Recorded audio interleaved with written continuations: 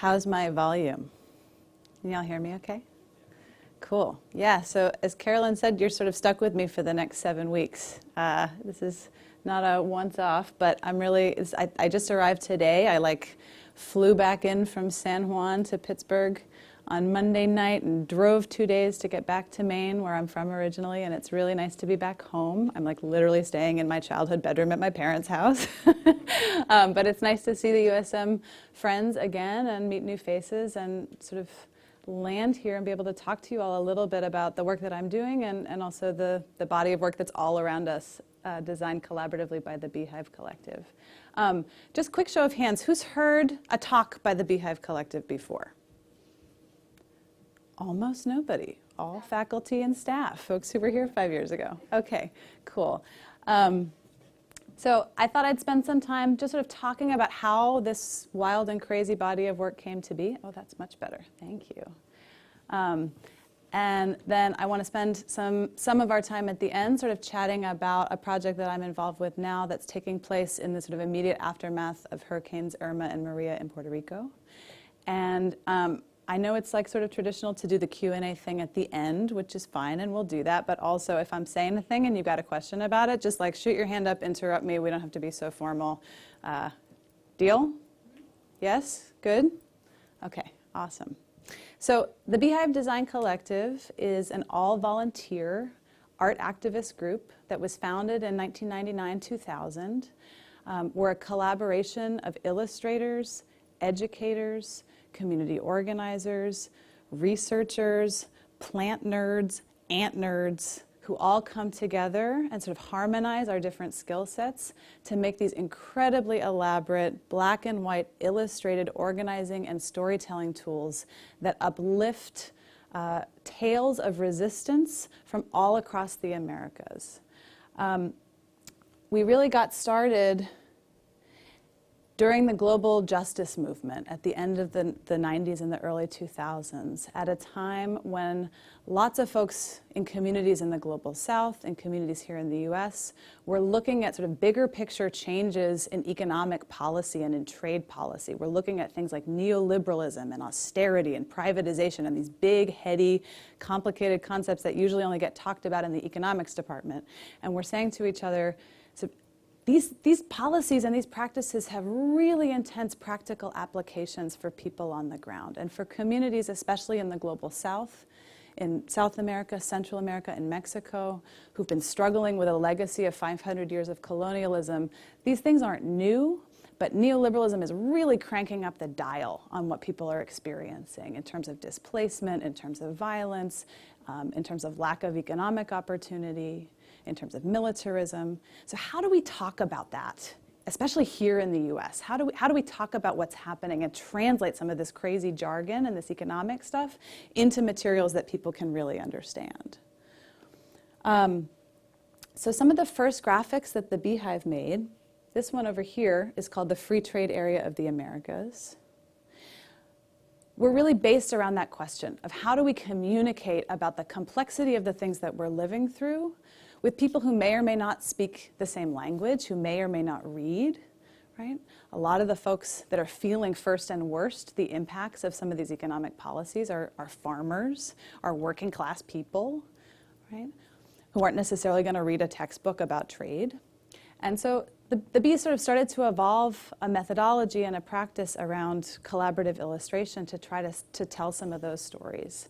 And early on, the idea was just to make graphics, just to make illustrations. And people started saying, wait a minute, this thing is really complicated. What the hell is going on in there? Can you stand up and point at some stuff and tell us what's happening? I'm seeing spiders at the center of a giant web, and they're wrapping the Western Hemisphere up in barcodes and copyright symbols and roads and electrical infrastructure. What does that mean?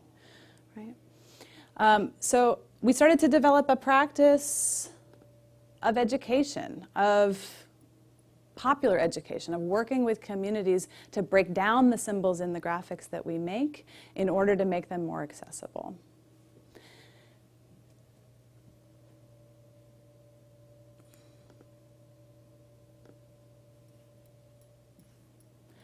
So So this was the first in what became a trilogy about globalization in the Americas. The second graphic in the trilogy is the one that's just here, this really long and skinny piece. It's called Plan Colombia.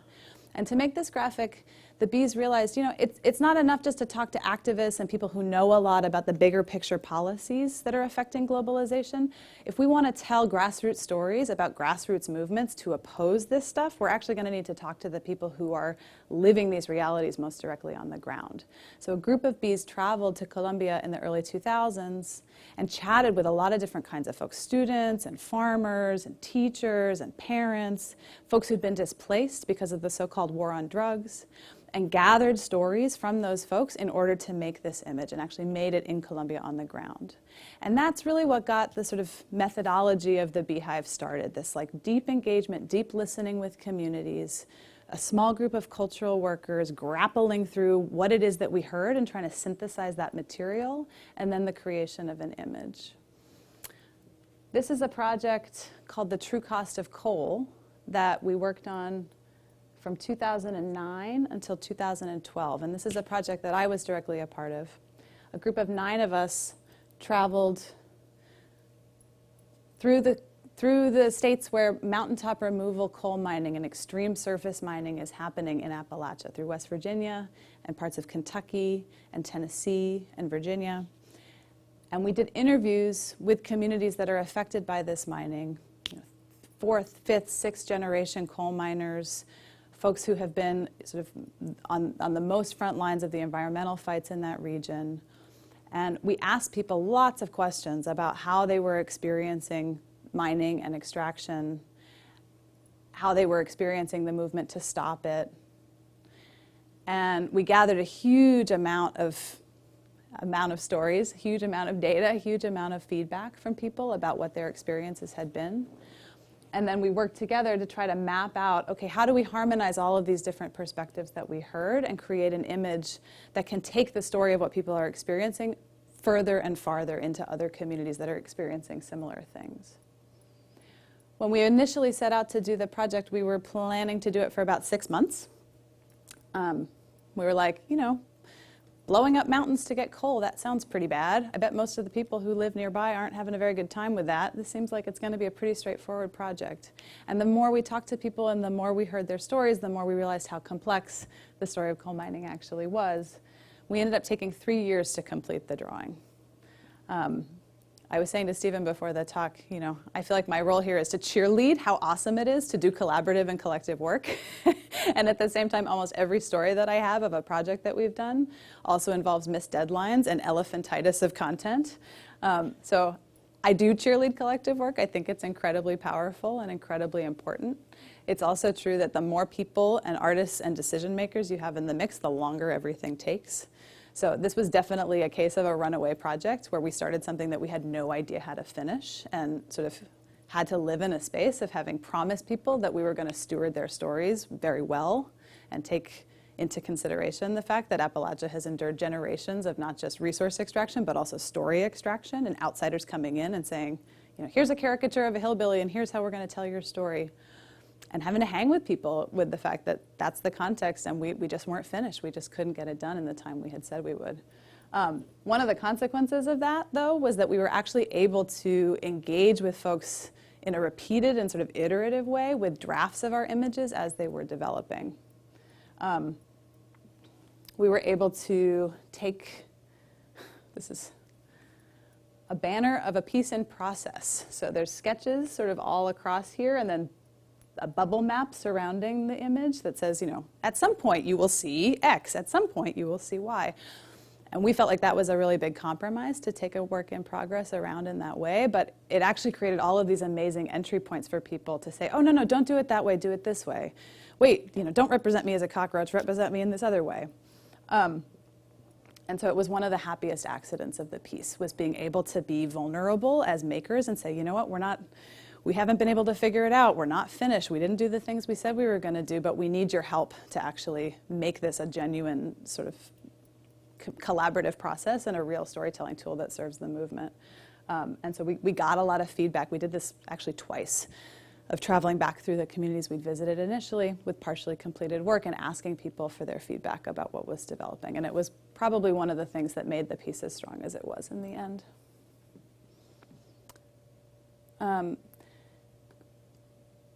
One thing I'll just say briefly about this too is, we had an idea early on that if we created a really meticulous storyboard for this very complex image and all this choreography, and then sort of pass that off to the illustrators on our team, that would be a really good flow of work. And one of the things that was really challenging about that was finding that for folks that are sort of used to thinking in concepts and words and might be really well suited to the work of storyboarding. Do y'all know what I mean by storyboarding? Like making a plan, basically. That wasn't the plan that folks would make in their heads didn't necessarily translate into a sane use of space for the illustrators. And so while we sort of imagined that we could create a storyboard, hand it off to illustrators, take it through to production just like they do in the movies, in actuality, because of the sort of grappling through the political content that we were doing and the personalities involved, it definitely was important that flow of information and design went two ways. So we often had our storyboard team and our illustration team kind of meeting together and saying, okay, we tried to walk out these design ideas. Instead, it really needs to look like this based on what's evolving in the picture, and sort of finding ways to make that flow a lot more fluid.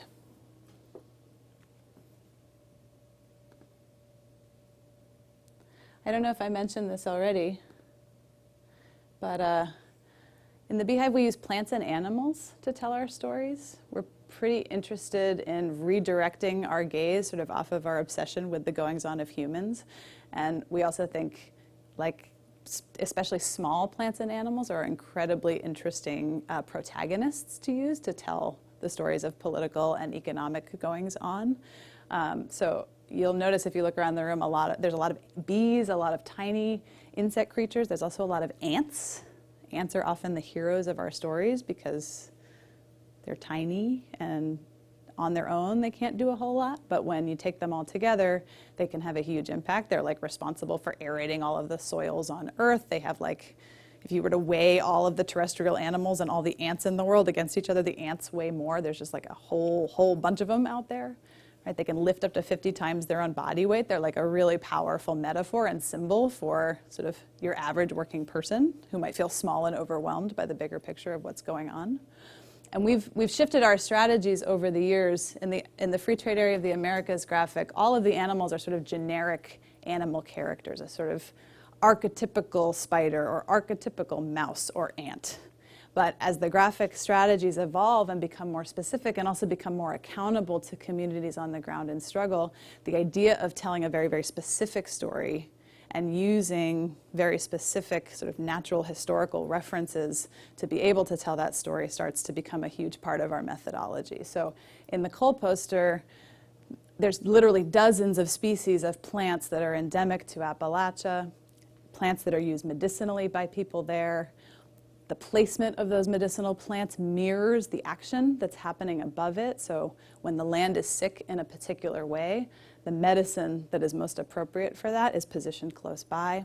All of the species are chosen specifically, and they're all native to that area as a way to sort of make the story feel to people like it's really theirs and really locally grounded.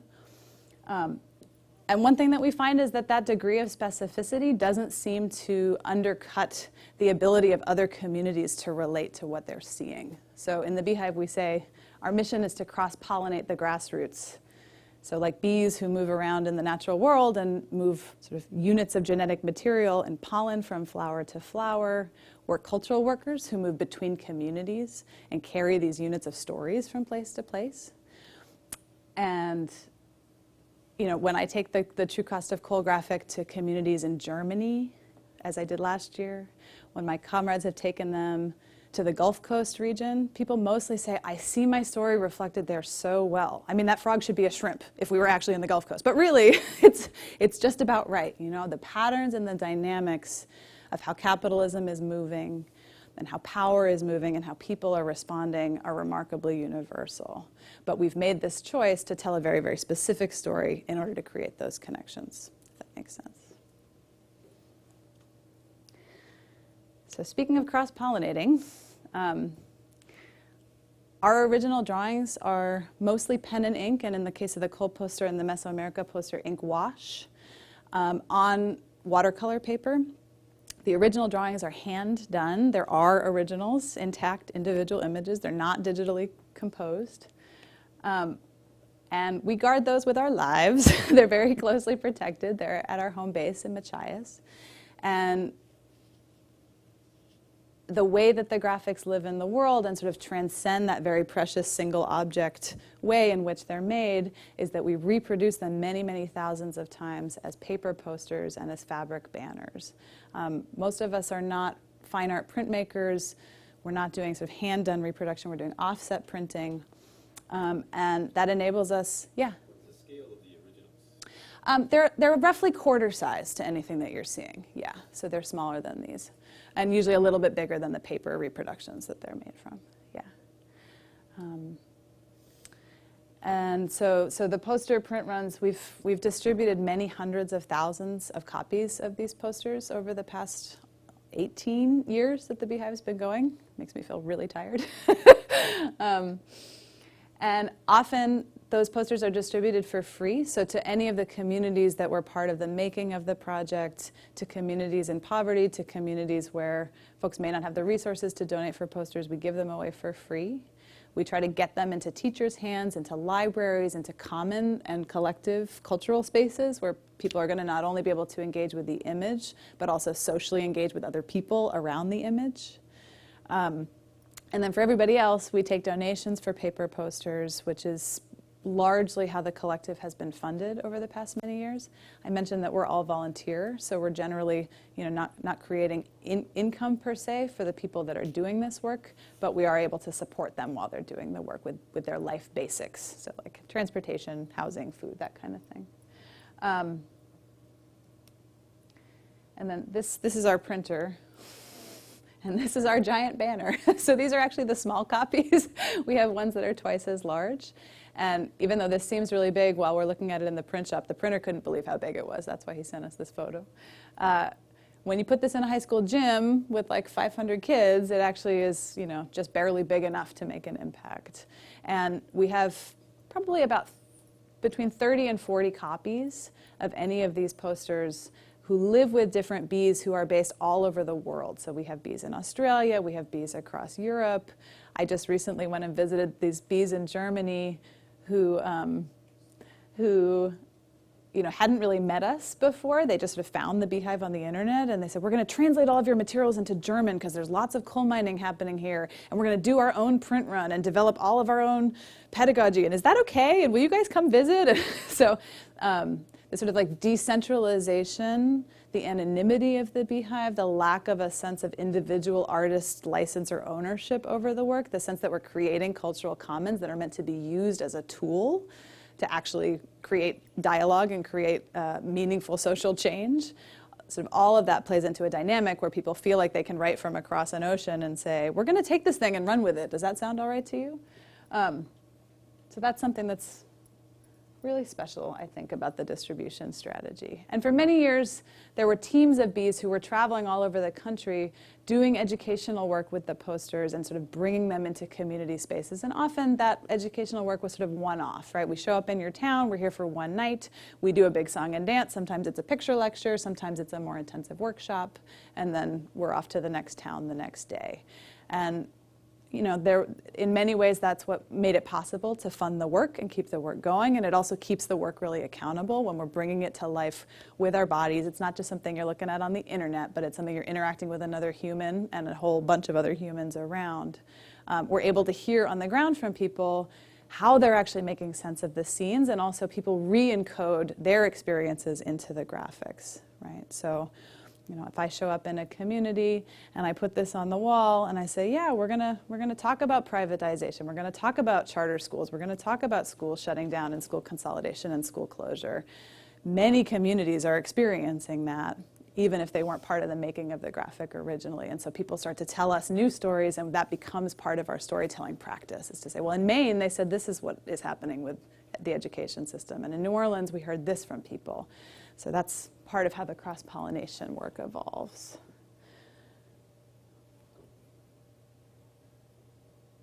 You guys seen us here before? Anybody go to the Common Ground Fair? Yeah. That's how I met the bees. I was at the Common Ground Fair and I was like, whoa, these people must do a lot of drugs. What's going on? These are crazy. And got excited about the work and ran away and joined the circus. But the Common Ground Fair actually has been like a pretty anchoring cultural event for the Beehive in Maine since the Beehive got started. So, this is my cheat sheet in case I forgot to tell you some things about our graphics. Let's see what it says. Some qualities of all the pictures. Contrasting worldviews. Yeah, so our graphics are really subtle, they're really detailed, they're really nuanced, they're really complex, but they also tell a sort of fundamental cosmological story of the battle between good and evil. And we're not very apologetic about that. I get people saying all the time to me, is it art? It looks like propaganda. Is it art? It doesn't seem like it's art. You're essentializing the sort of battle between capitalism and the people.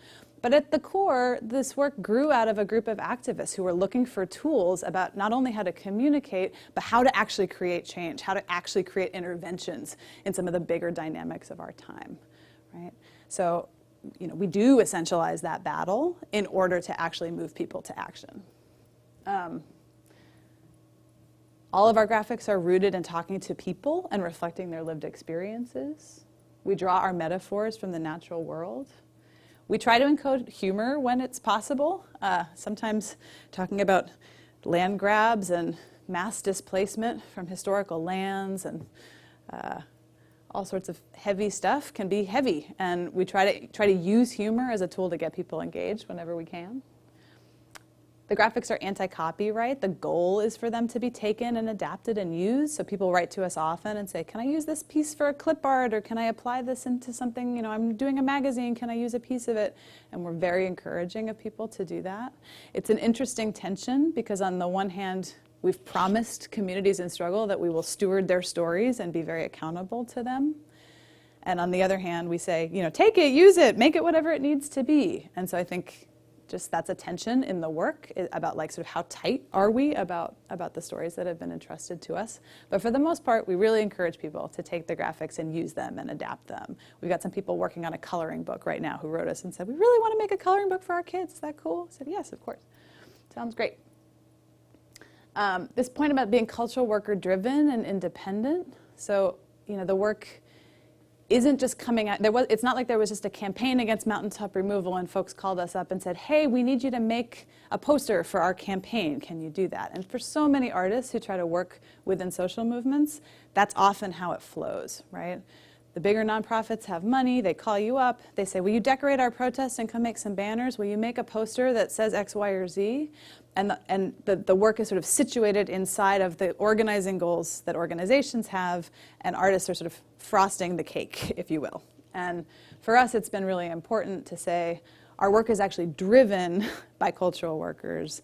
It informs campaign work, it informs social struggle, and is informed by it, but we actually, the tools of art and the things that we're trying to do and communicate need some space to breathe and to get as totally over the top as this work has become. People often ask us how it's possible that the work is as visually coherent and choreographed as it is. And one of the ways that we achieve that is to use visual limits. So in collective work, the question of how do you harmonize so many different people's expressions and ways of making marks is something that people wonder a lot. And for us, you've got black and white, you've got dots and lines, and that's it. The visual palette is simplified, partially in order to make them more easy to reproduce, but also because it helps to harmonize many visual styles. And finally, all of our graphics in some way or another are about sort of pan-hemispheric stories of colonization. And in order to talk about colonization, we have to be able to sort of have a long historical memory and look many generations into the past to understand sort of how the terms of power got set up here in the US and in Latin America in the first place, because that really informs sort of what are the stories that we're telling about the contemporary faces of that. So, each of our pieces deeply delves into history, deeply focuses on not just telling the bad news about what's going on politically and economically in the world, but also really lifting up resistance stories that generally go underreported in the media that lots of people aren't necessarily going to know about, and centering those and really elevating those while also helping us think about, how do we engage our radical imagination about what's possible in the future, right? So I want to tell you just a little bit. How are we doing on time? So I want to tell you just a little bit about this project called Mesoamerica Resiste, because it's kind of cool, and I'm really, really delighted. I think you will be too. The last time I was here, it was 5 years ago, so this project wasn't done. This project wasn't done for almost as long as anybody can remember. It took us 9 years to finish this project. Just gonna let that sink in for a second. It's kind of a long time. So this project was started in 2004. The coal poster project happened inside of this project. It was initiated by the same bees who founded the group and worked on the Free Trade Area of the Americas and the Plan Colombia graphic. And they jokingly like to say that it's their PhD in globalization studies. Like, it's more intricate and more over the top than anything that had happened before or since. There's over 400 distinct species from Central America encoded in the graphic, and it's a two-sided image. So both of the banners that you're seeing over here are the two halves of the story. The slide is showing you the square banner, which is basically, it's difficult to see, I know, in this light, but after class you can go over there and nerd out about it. But basically it's showing us an old world conquistadors map. I'll bring this up too. At the center, with the Isthmus of Central America laid out across the middle. And this poster is named sort of not after the bad news, but after the good news. Mesoamerica Resiste means Central America resist. And essentially what we're seeing in this square is the bad news version of the story. It's many examples of the ways in which big infrastructure development projects, dams, electrical infrastructure, dry canals, that all sort of got lumped under this mega umbrella called the Plan Puebla-Panama, have been trying to cannibalize this region that is physically so small, but structurally so special and so important because it exists at this sort of intersection of the Atlantic and Pacific Oceans and the North America and South America. So ecologically, it's a place where animals and plants exist that don't exist anywhere else because it's like an ecotone. It's a coming together of different places. And strategically, when the powers that be, like these guys in the corners here, are looking at this landscape and thinking about trade, they're seeing how important this area is for expediting the flow of goods from producing markets in Asia to consuming markets in North America and in Europe. So this poster and this sort of cover really focuses on what is that predatory infrastructure. And also, sort of when I say infrastructure, it doesn't sound bad, right? It's like, well, people everywhere should have electricity and roads, right? Like, it's 2018, we're into that. I think we're into that. And it's not necessarily that we're not into it, but it's about asking sort of, for whom is this infrastructure being developed and at what cost, right?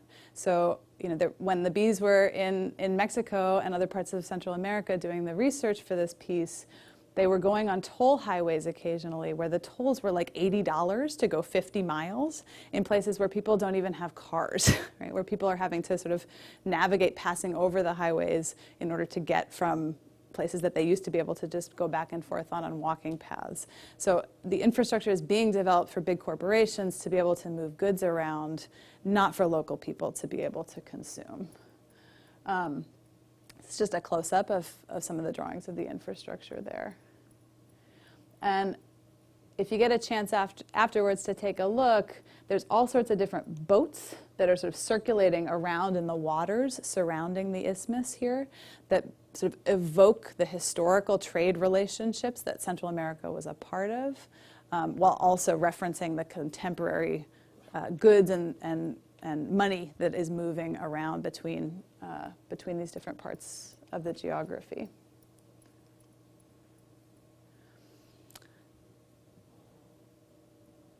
When you open the graphic, and in the paper form, it actually is like a barn door triptych that goes like this and opens, and sort of you burst apart this top-down colonizer's eye view on the land, there's twice as much good news as bad news. And sort of running through the entire graphic and sort of lurching up into the upper left-hand corner is a ceiba tree, which in Guatemala is a sacred tree. It's the Mayan tree of life, basically.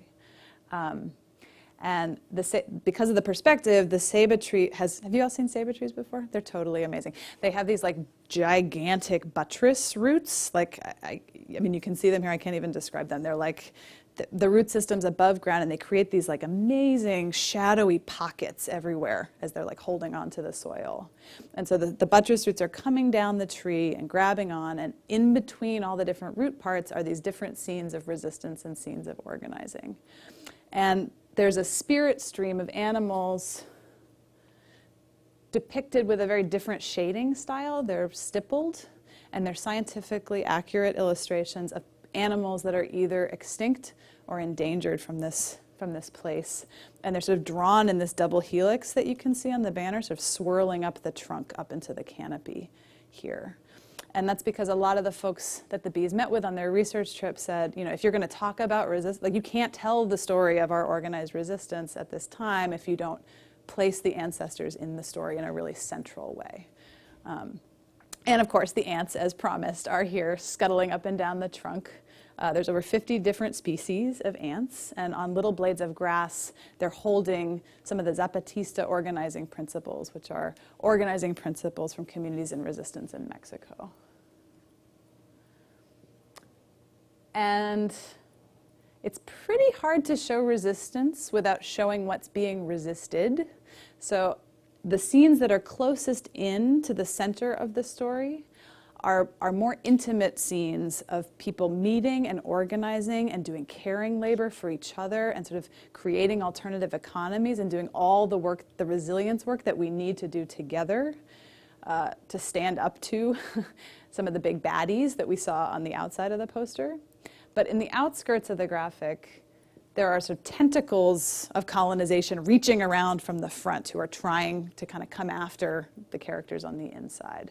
And wherever that's happening, we see characters in resistance. So in this scene, there's bulldozers that are coming in to try to destroy a mangrove so they can build high-rise hotels and condos on the beach because, you know, Mesoamerica has some really nice beachfront property. And the birds are flying at mangroves are really, really ecologically special. They're like nurseries for lots of marine animals, shrimp and fish, but also nesting habitat for birds. And these birds are being displaced by the mangrove destruction, and they're flying away from their nests. And a little bit later on, it's up here in the poster. It's a really tiny scene, but you can see them sort of having regrouped from becoming refugees and having lost their homes and coming back to reclaim their land in an organized fashion. So just to zoom in on some of the details, they've got a child care collective. Yeah, that's very cute, right? They've got seeds for gardens, for planting and growing food.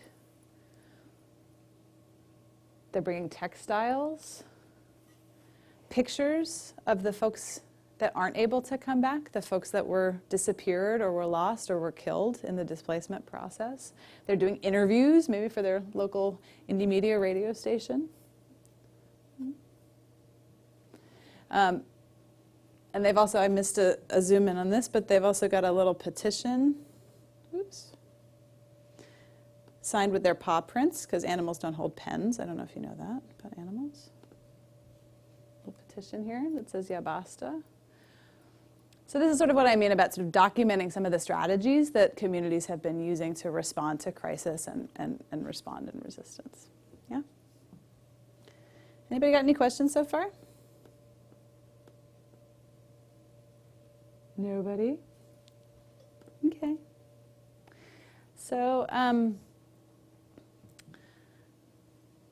18 years is a long time for a graphics collective to be sticking around.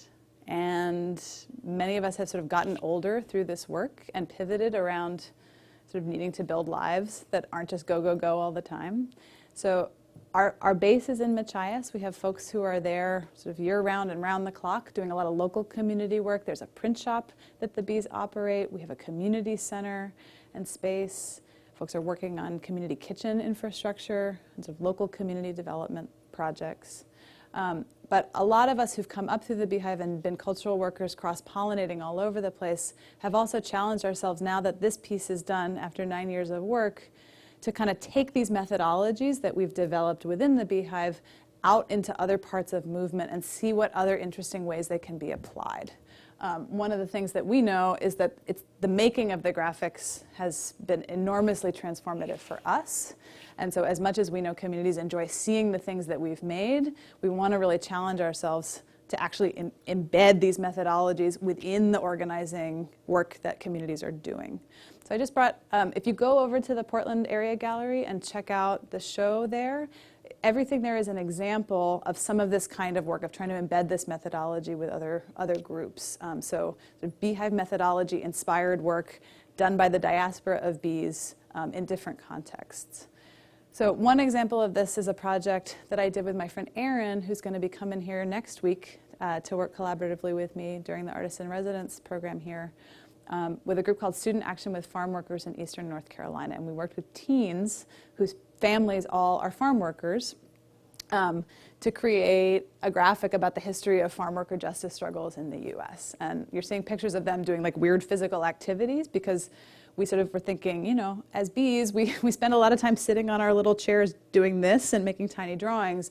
But young people, to develop really complex narratives, we need to evolve our strategies and think more about how to bring their whole selves into the room. So we did a lot of physical theater stuff to get folks engaged. We did a lot of activities with them as well.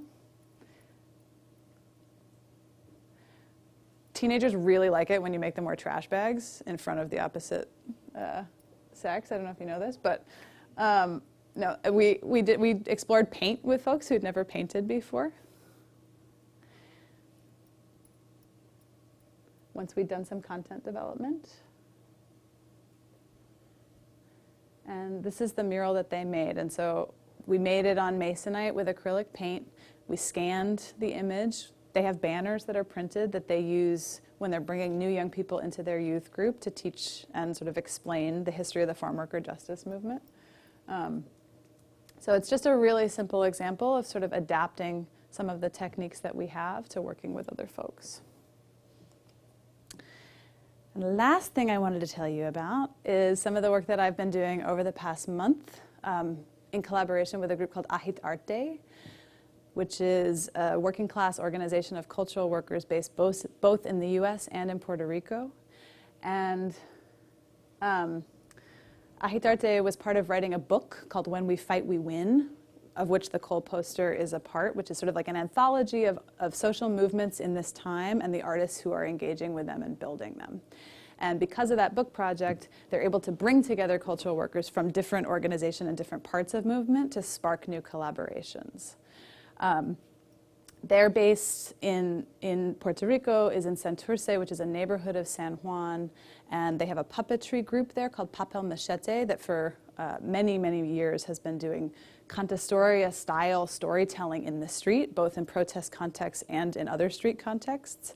And roughly, the Beehive graphics sort of fall under the same category of work. Cantastoria is a term that means literally singing story, and it comes from a practice that started in India over 1,000 years ago, but there have been versions of it all throughout Africa, Asia, Europe, the Indian subcontinent.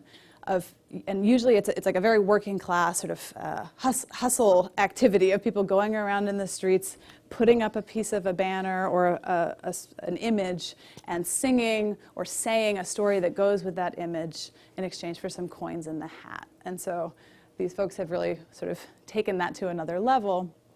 And they were excited to host us to work on something called a scroll, which was developed by my friend Rachel Schragus.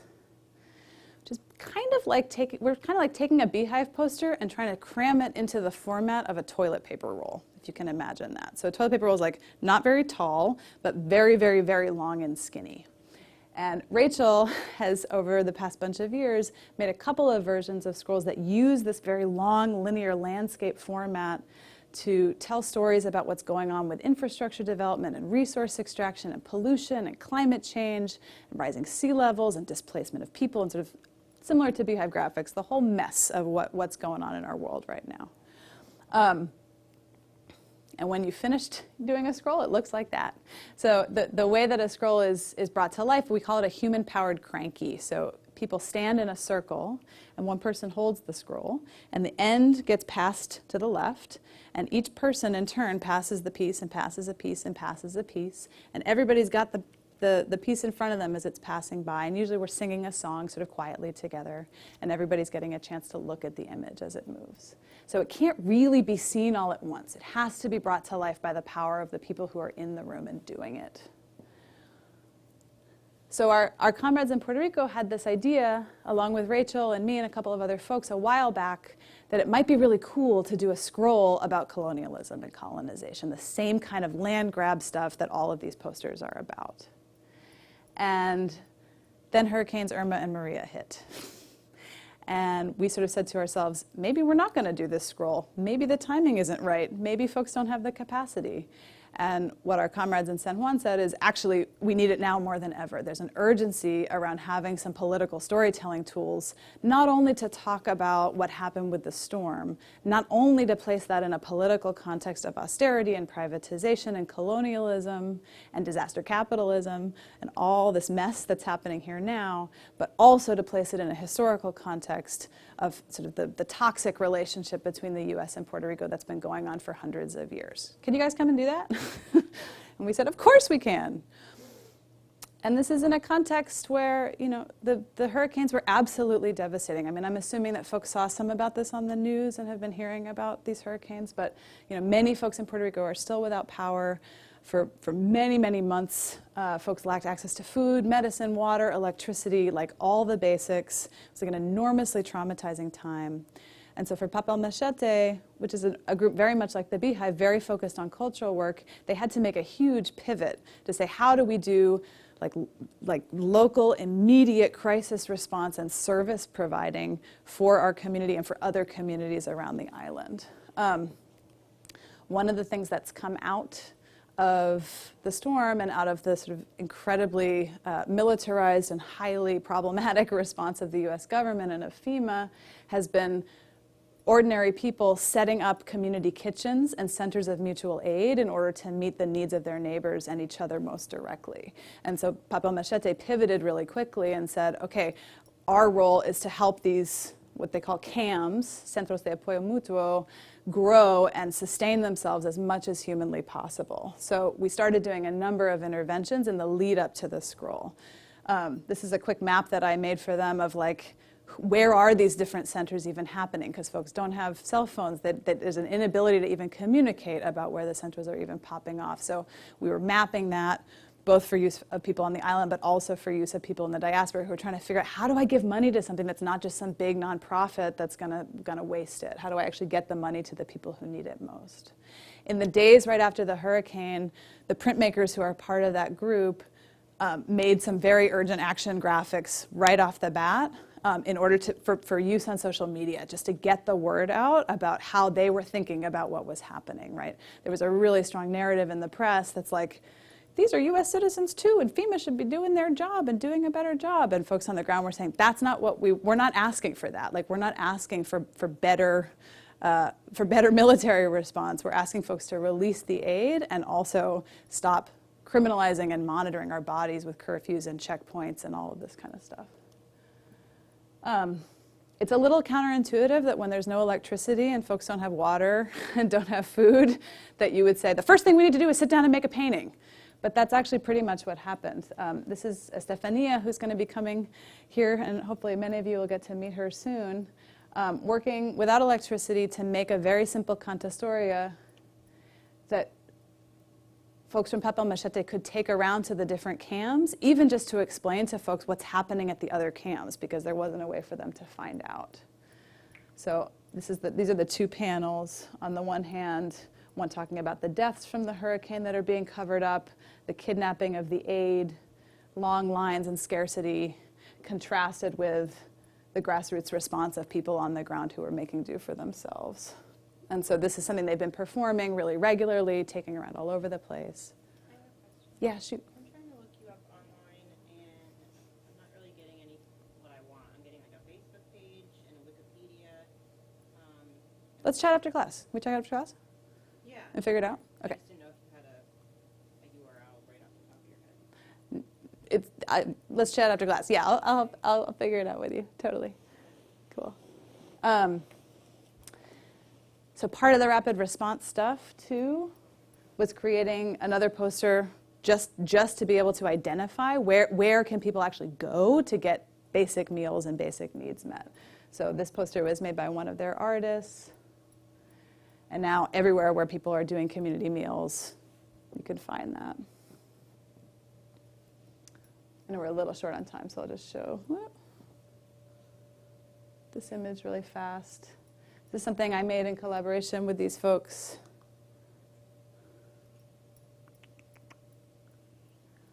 It's just a really quick and dirty visual diagram of like how are people thinking about the storm and what's been going on. Obviously, it's something that you have to spin to be able to easily see and read the whole thing, just sort of like mirroring the disorientation of how people were reflecting their experience of the storm. This is some of that crew. And so into all of this excitement, we stepped to make a scroll. And I just wanted to show you this because we're using color. Oh my God. Come on, the Beehive's all black and white. Nobody's excited about that? I'm excited about that. It's kind of a thing. So we've been in this very intensive process of sort of saying, I mean, in my mind, the biggest tension is how do we deal with the complexity of the story that is going on right now, like sort of on the level of the graphics that you see around you, and not take 9 years to make a tool that people can use when they have such immediate needs right now. The cams have been going on for like almost 6 months at this point. Organizers are tired. Nobody's getting paid. The lights are starting to come back on, and people aren't going to necessarily need these spaces as their everyday meals anymore, which is a good thing. But it also complicates the situation when we're sort of looking at these emergent grassroots centers as a really strong political potential for social movement activity moving forward. How do you keep this energy alive, and how do you sustain the connectivity between the cams that result in them thinking of themselves as movement, and also sort of linking up with a lot of the organizing and the street actions that were happening right up until the hurricane. And so that's been a big tension. We want to move really quickly because this is needed right now, and also we need to take a little bit of time to make something as complex as what we're working on because we know it's going to last for a long time. But this is sort of the central frame of our story. We spent the past month trying to walk this out in pictures. It says the U.S. uses a story about Puerto Ricans being incapable of self-governance to justify colonialism, but the CAMs and all the other mutual aid work that's happening right now on the ground expose this as a giant lie, because folks are self-governing, not just waiting for a status change as decolonization, but enacting it here and now. So we're sort of lifting up the CAMs as a really strong example of the kind of decolonization that folks are hoping to achieve. Yeah? Does the Beehive Collective ever work with the colonizers? I mean, with the, in other words, those who are on the other side of the resistance movement? And I'm wondering about the impacts on policy changes, and it seems like a lot of what is happening is a sort of reinforcing the strength of the movement. Mm-hmm. But I'm wondering what what's happening Mm-hmm. as a result of that, or how the opposition, what is being opposed, how are they viewing this work, or how does it get? We hope it's driving them crazy. Yeah. I mean, I think, for us, for our theory of change, we are very invested, as you're reflecting, in sort of building up people's capacity to take strategic action. And for us, sort of cultural work is it's about analysis and like creating and transmitting mental maps about how the world is working, but it's also about the sort of spiritual and social sustenance to keep going. And in some ways, my experience of these graphics is that people experience them as a giant love letter, like communities in Appalachia are like, our poster, it's like there's a buoying thing about that. And we're in a lucky position also of, as cultural workers, being able to shapeshift a lot. So, I don't have to say, I only work with these 5 groups because I think their theory of change is most on point and they're the ones that are going to win. I can only back that horse. No, we go to lots of different kinds of groups who have different theories of change or, are coming from different places ideologically. We will deal with the Marxists and the communists. We'll deal with everybody. And we're able to sort of bring... The capitalists? Yeah, I mean, we're not so worried about them. We're mostly invested in sort of buoying the folks that are going to be doing the direct work to contest that worldview and that work. So, yeah, that's where the energy goes for sure. Yeah. Can I show you a quick video? And then you can ask me all the questions you want. That sound good? These are just shots of us in development of the scroll.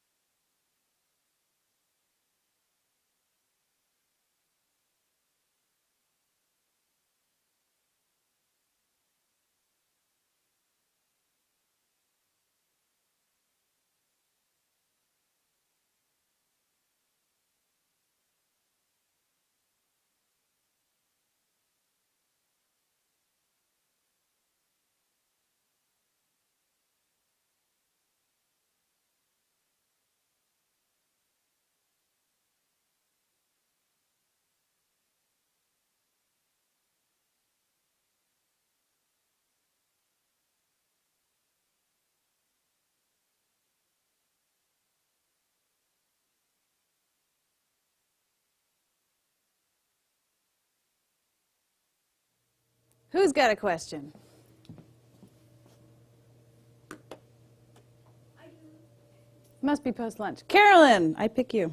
Emily, I just can't express my admiration enough for what you do. Oh. And, I mean, this is no surprise, but just in the Woodbury Campus Center, every time I go by there, people are studying those posters, in front, smiling, studying. Your presence here as a really good model for the students. I can't emphasize to the students enough. Just Emily is here for you as a resource, not as a academic or an artist selling works. Totally different kind of experience. The Beehive is worldwide now organization with its birth in Machias, something you might even be able to get involved in if interested as an intern. Just stop by, maybe become involved. She should mention that some of those people that she's mentioned that are in that video will be here as sort of Emily's the official face of the residency, but through the Warren Foundation, we are bringing 3, I guess, others as well. So that is really great. They're going to be working on the scroll, and we hope we'll be unfurling it that March 29th. So keep your eye out. We'll try and finish. There's a closing reception for the Beehive show at the area gallery, 4:30 to 6:30. We'll get some posters up. But come and be part of that unfurling scroll experience as well. And my question just is, to try and be a squeaky wheel here, because everybody is so polite. Just how do you make a living? Sure. So the Beehive's model for many years, and I think for some folks that are living in Machias now, this has shifted somewhat. I don't know all the details, but for many years, we were able to provide food and housing for people and not spending money. So for me, I am lucky enough that I don't have any dependents. I didn't have massive amounts of debt. I was able to keep my costs low by being scrappy. And so, I would work a summer job. I worked at a summer camp in Raymond for many, many years.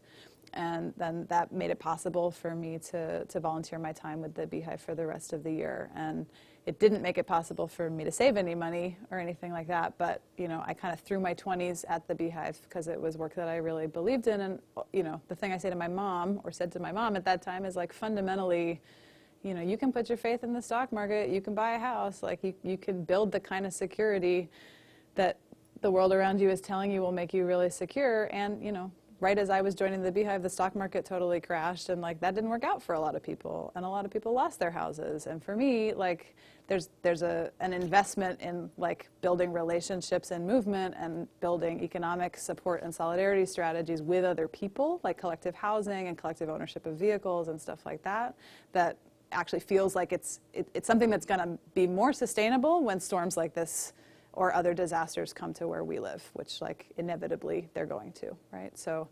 that was that time. And now that I live in Pittsburgh, I have a sort of diversified strategy. I do graphic design for nonprofits and social movement groups and mobilizations. I do a thing called graphic recording. Have you guys heard of this? It's like a nerdy way to use your Beehive superpower to not go broke. I go to meetings or panel discussions. I get invited in and I put up a big white piece of paper and I have a couple magic markers in my pocket. And while people are talking to each other, I draw cartoons with some text that captures what it is that people are saying in the moment. So it's sort of like I make a Beehive poster in 30 minutes. Not a very good one, but whatever. And it's this sort of responsive movement embedded graphic strategy that people really respond to. It helps. People say to me a lot, I have a hard time concentrating and everyone's talking and I can't keep up with the conversation, but the visuals help me keep track of what's going on. So that's a big way that I fund my life these days too. Did you have a question? No, you answered it. Thank you. Sure. I was just wondering how you did Pittsburgh. Well, there was love, and also I had done all this work in Appalachia, and Pittsburgh is sort of ground zero for hydraulic fracking for natural gas, and so I was sort of interested in being proximate to the communities that deal with coal extraction, which include southwestern Pennsylvania communities, Washington County, Greene County, just as a way to stay connected to those folks when I decided that it was time to not live in Maine for a while and see what that was like. And I'd always lived in small towns and in really white towns, and as someone in the movement doing solidarity with groups of color, I felt like I really wanted to live in places that weren't so white and have that experience and be able to be in community organizations with Black and brown people. And so Pittsburgh seemed like it was close enough to be able to drive home, but it's also a working class city with an incredible labor history. So I was really, really interested in learning more about that and working with people who were sort of descended from that tradition too. What else do you want to know? Well, we got 7 weeks. Well, Yeah. As the collective, you have such a common drawing style. Yeah. And you have many people working on that. How do you get them, is there sort of a way of getting them formally and on the same plane?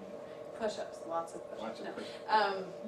Yeah, I mean, so part of the strategy is to be, and so when we say that they're collaboratively done, often it's still a pretty small team of illustrators working on any one piece.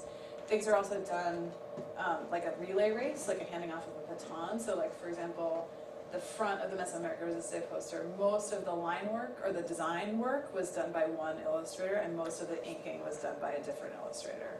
So, and they never met, which was totally weird until after the project was done.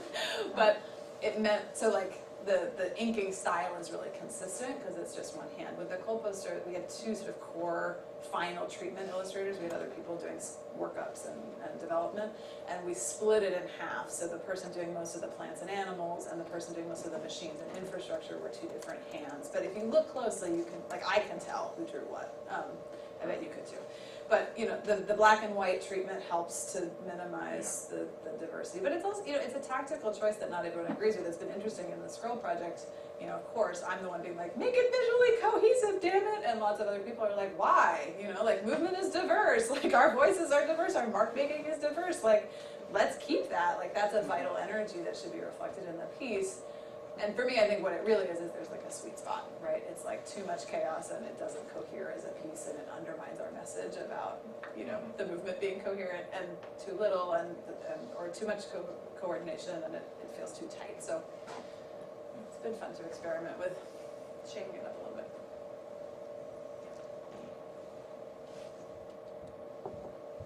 Anything else? Wanna Hey, go you know home? where she'll be. What's that? They know where you'll be. They know where to find you. Yeah, and I got paper posters if you want a copy to hang up in your bedroom. Come talk to me about it. I don't have them with me right here right now, but yeah. What kind of big change have you seen personally, just from your involvement, on a government level or other than social? Have you seen a big difference? Where's movement winning? Oof. Man, you really saved a heavy hitter for the last one. I mean, I guess if it's not too much of a cheat, I'd love to ask the room that question of where do we see social movements having impact and shifting conversation? I mean, I would definitely say that the uprisings in Ferguson and the Black Lives Matter movement that grew out of that, and the way that has shifted conversations around aggressive policing in the US, that's been a huge movement shift in the past couple of years. But what are other folks seeing? Yeah, The Me Too movement. same work. The Me Too movement was essentially women speaking up about being sexually harassed in different workplaces, which has actually had a huge impact, mostly upon actors. And there was an entire series, House of Cards. There was a main character, he was fired because of a bunch of women going forward and saying he did this, and him getting fired, and they're filming.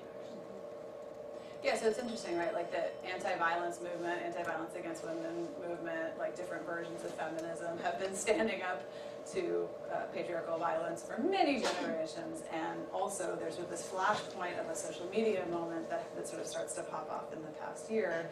So we're in interesting territory, in my mind, in terms of culture and communication, and very often the most visible manifestations of movement wins, are the flashiest thing. There's hard-won, long-term, slow and steady, ungratifying organizing that's been happening for decades that actually builds the capacity for that stuff to happen. So like there was a huge anti-police brutality movement in the US before Ferguson. And like flashpoints of crisis create opportunities for change, right? So like, you know, part of the conversation we're having within the Scroll Project is that, you know, we know that the venture capitalists and the hedge funds and all these guys they're predating upon the shock of the body politic in Puerto Rico to privatize the schools, to privatize the electric utility. Like they've got an agenda about how crisis serves their interests. They're ready for it. But, you know, movements can respond to crisis too, whether it's a crisis that we're generating or just like flashpoints that really pop off, you know. Do you want to say something? Oh, sorry. Bad peripheral vision. So. Cool. Well, let's keep talking about it. Thanks so much for coming and hanging out.